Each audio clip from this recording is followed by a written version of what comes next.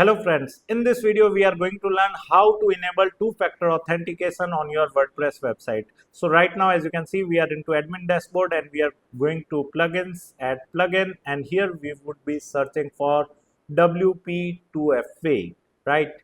So make sure to write correctly WP space 2FA, right? Okay, just simply press the enter key and this is the plugin. Just click on install and then activate this plugin, and then we will learn how to configure this plugin, right? So basically what this plugin will do is whenever any admin tries to log in into admin dashboard, it will ask for two-factor authentication. Continue with wizard.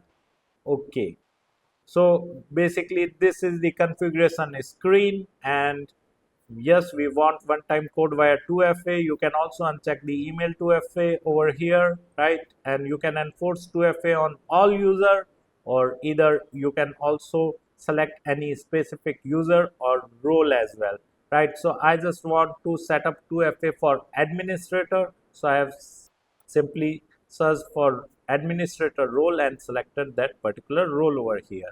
And I want to exclude the subscriber from this, right? So in exclude the following roles, I have simply typed the subscriber and selected it.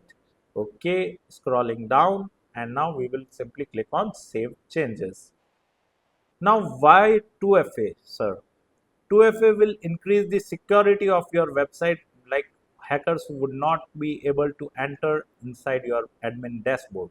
So we are into users, all users, and then we will simply click on edit, and here we need to configure 2FA, right, for this administrator. So here is the configure 2FA button. We will simply click on it, one time code via 2FA, continue, and this QR you basically need to scan using your Microsoft Authenticator or your Google Authenticator, and whatever the verification code is present over there, you can simply mention it over here and simply create it. I will generate later the backup codes, right? So 2FA is set up now for the administrator. Let's log out from the backend and try to log in into our admin dashboard again using our login credential and see whether it is asking us for the 2FA code or not. So I have mentioned my email address over here, and I will simply enter the password over here, and then I will simply click on login. So after clicking on login, it is asking us about the verification code that is available on our 2FA app, right? So we will simply enter our 2FA code and then click on login.